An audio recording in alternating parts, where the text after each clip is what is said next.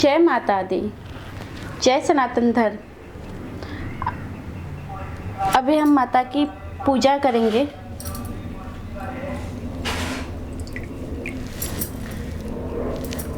माता जी को स्नान करवा रहे हैं।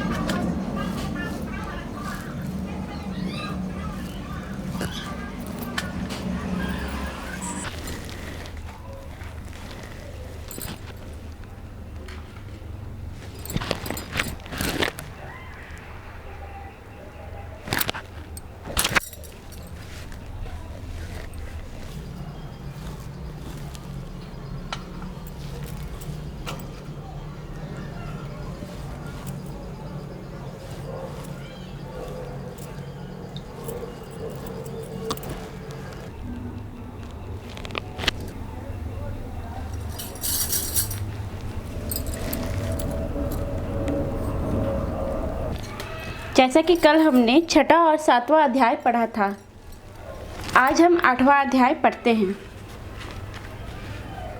ऋषि बोले, चंड तथा मुंड दोनों दैत्यों के मारे जाने पर एवं बहुत सी सेना के भी क्षय हो जाने पर असुरराज महाप्रतापी शुभ के चित्त में भारी क्रोध पैदा हो गया। उसने सभी दैत्यों की सेना को युद्ध के लिए आज्ञा दे दी। उसने कहा, आज उदयुद्ध नामक 86 सेनापति अपनी सारी सेना को लेकर चलें। कंभु नामक 84 सेनापति भी अपनी सेना के साथ युद्ध के लिए निकले और मेरी आज्ञा से 50 करोड़ व्रीयकुल के असुर तथा 100 ध्रुव कुल के सेनापति सेनाओं के साथ कूच कर दें और फिर मेरी आज्ञा से कालिका, मार्य, द्रोहाद, कालिके सभी असुर तैयार होकर शीघ्र प्रस्थान करें। भयंकर शासन करने वाले असुर राज शुंभ ने इस प्रकार आज्ञा देकर स्वयं भी बहुत सी सहस्त्रों सेनाओं के साथ प्रस्थान कर दिया। जब चंडिका ने देखा कि अब इस और भयानक सेना साथ लेकर निशुंभ आ रहा है, तब तो उन्होंने अपने धनुष की टंकार करके पृथ्वी पर आकर के मध्य भाग को गुजा दिया। हे राजन, उस समय सिंह ने भी बड़ी भारी गर्जना की। फिर अंबिका जी ने घंटा बजाकर उस गर्जना को और भी बढ़ा दिया। उस शब्द को सुनकर दैत्य सेनाओं ने चारों ओर से आकर देवी सिंह और काली को क्रोध के साथ घेर लिया। इसी अवसर के माध्यम में है राजन, दैत्यों के नागेश के लिए तथा देवताओं की बुद्धि के लिए अत्यंत बल एवं पराक्रम से प्रसन्न होकर ब्रह्मा, विष्णु, शिव, कार्तिक, स्वामी इंद्र आदि देवों की शक्तियों उन्हीं के शरीर से निकल कर उन्हीं के रूप से चंडिका के पास आई।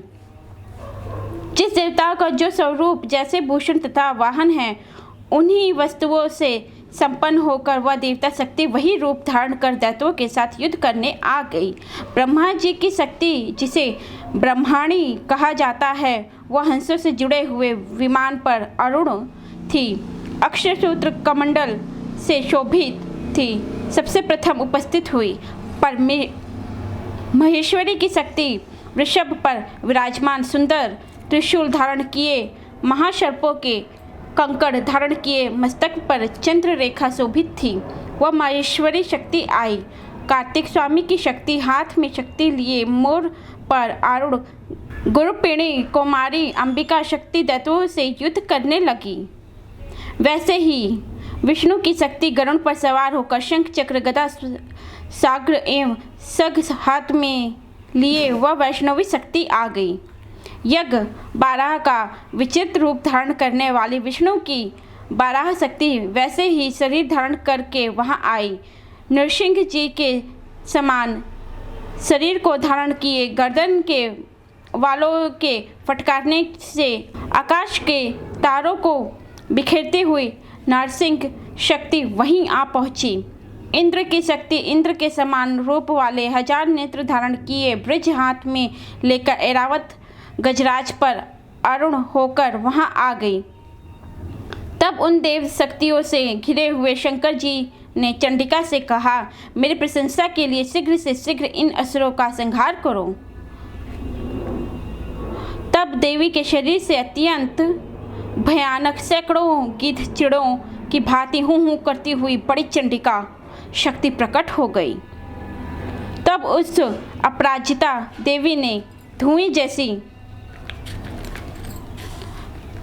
जटावले शिव से कहा, भगवान आप दूत बनकर शुंभ निशुंभ के पास जाए, वहां जाकर उन महाअभिमानी शुंभ निशुंभ दानवों को तथा युद्ध में आए दूसरे दानवों को भी कहीं कि हे दानवों, यदि तुम लोग जीना चाहते हो तो त्रिलोकी का राज्य इंद्र प्राप्त करें तथा सभी देवता यज्ञ भाग पाएं और तुम लोग पाताल में चले जाओ।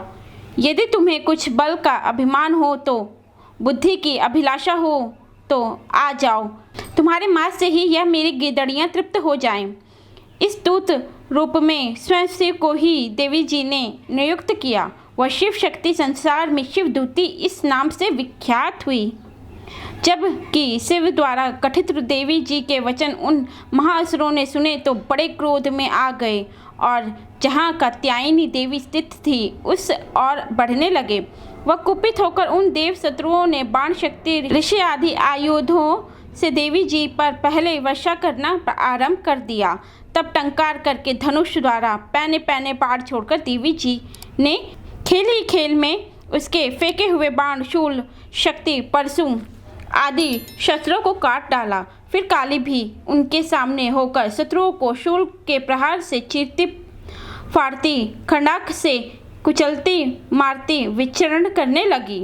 इधर ब्रह्माणी शक्ति भी जिस ओर दौड़ती उसी और अपने कमंडल का जल छिड़क देती, जिससे शत्रुओं को पराक्रम एवं तेज नष्ट होता जा रहा था।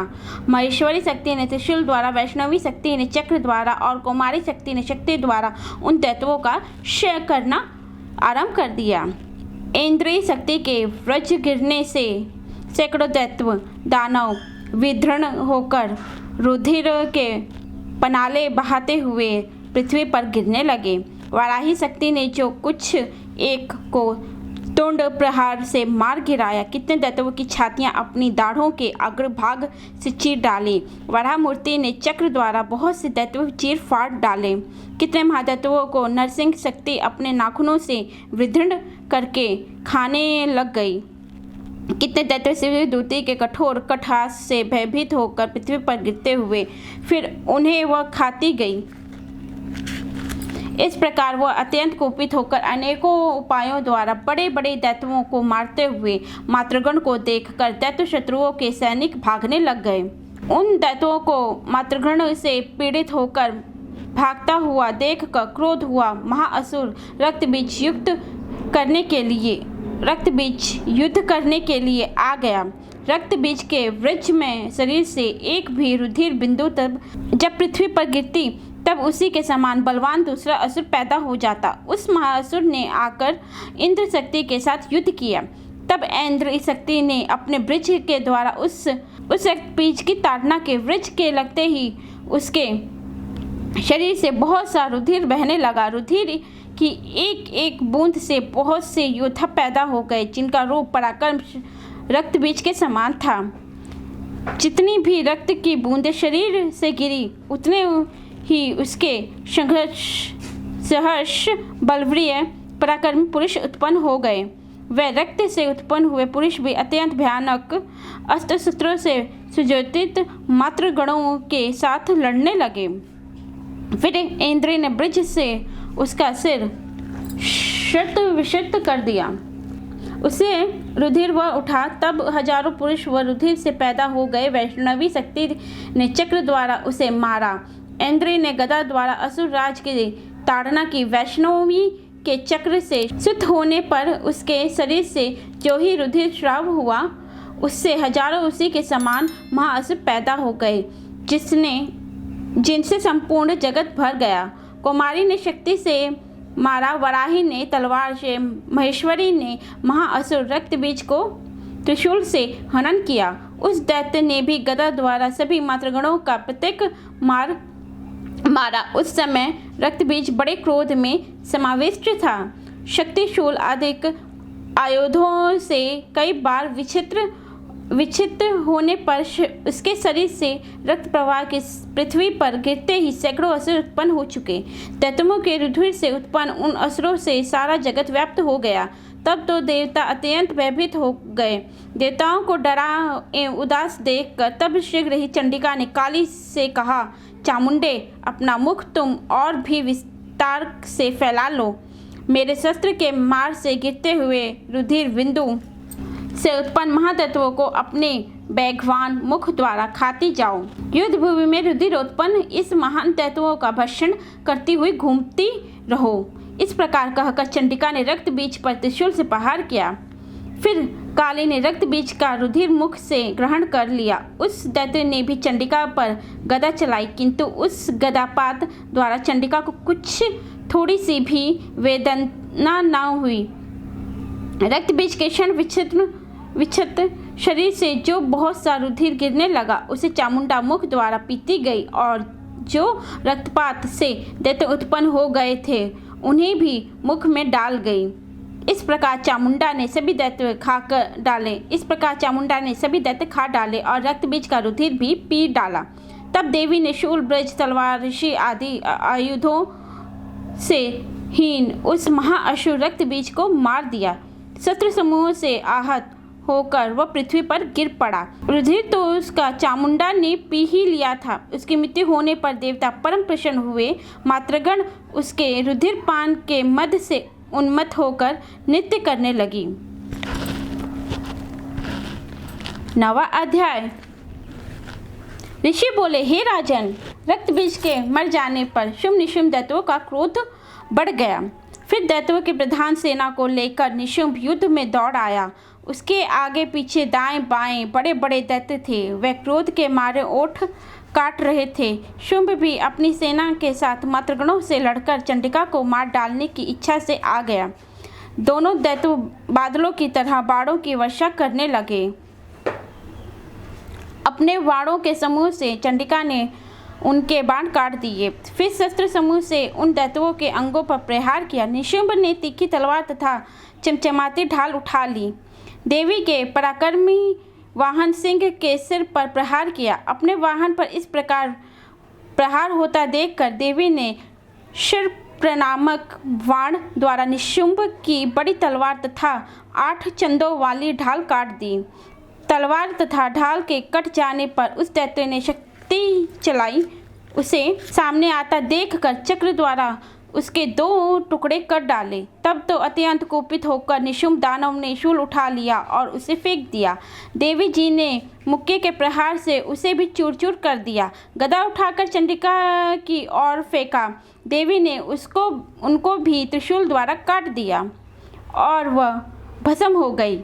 उसके अनंतर दैत्यराज को फरसा उठाए आता देखकर वाण समूहों से प्रहार कर उसे पृथ्वी पर गिरा दिया। उस भयानक पराक्रमी भाई निशुंभ के इस प्रकार धराशायी होने पर शुंभ क्रोध में भर गया और अंबिका को मारने के लिए सामने आया।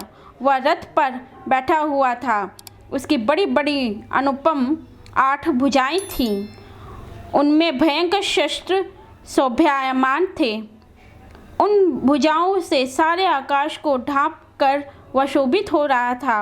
उसे इस प्रकार आता देखकर देवी ने शंख बजाया और धनुष की अत्यंत दोष टंकार की समस्त दैत्यों के तेज का वध करने वाले घंटे का शब्द करके उससे दिशाओं को भर दिया। तब सिंह ने बड़े बड़े हाथियों के महामद को दूर करने वाली बड़ी भारी गर्जना लगाई। उसके द्वारा आकाश, पृथ्वी एवं 10 दिशाएं गूंज उठी। तब काली ने आकाश में उड़कर पृथ्वी पर दोनों हाथों से ताड़ना की कि उस शब्द से पहले के सभी शब्द मंद पड़ गए। तब शिवदूत ने अमंगल रूप अत्यंत अट्टहास किया। उन शब्दों से दैत्य डर गए। शुंभ के क्रोध का पारा चढ़ गया। फिर जबकि अंबिका ने कहा कि दुरात्म ठहर, तब आकाश में स्थित देवता जय जयकार करने लगे। शुंभ ने पहुंचकर आग बरसाती हुई भयानक शक्ति चलाई। अग्नि की भारी उल्का से उसे हटा दिया। शुंभ ने फिर सिंहनाद किया। उससे त्रिलोक गूंज उठा है। राजन, उस सिंहनाद का इतना घोर शब्द था जैसे कि वज्रपात हो। उसने बाकी शब्दों को परास्त कर दिया। तब शुंभ द्वारा छोड़े हुए बाणों को देवी ने तथा देवी द्वारा चलाए बाणों को शुंभ ने अपने अपने उग्र बाणों से सैकड़ों हजारों टुकड़े कर दिए।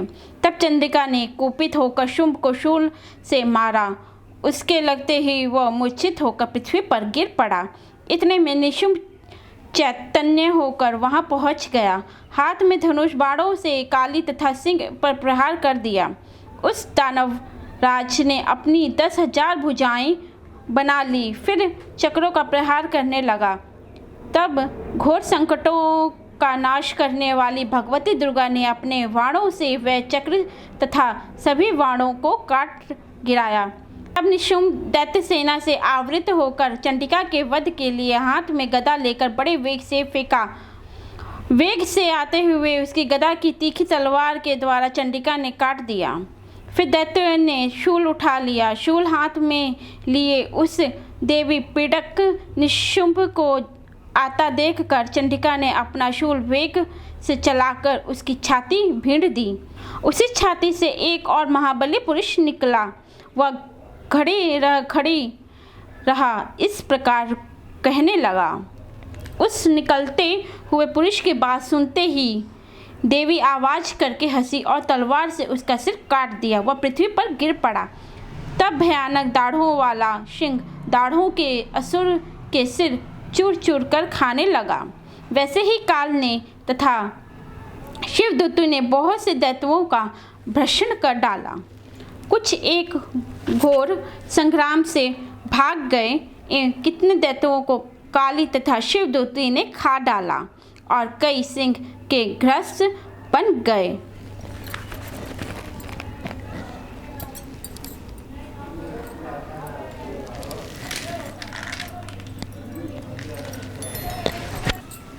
इसी के साथ 9वां और 10वां अध्याय आज समाप्त हुआ।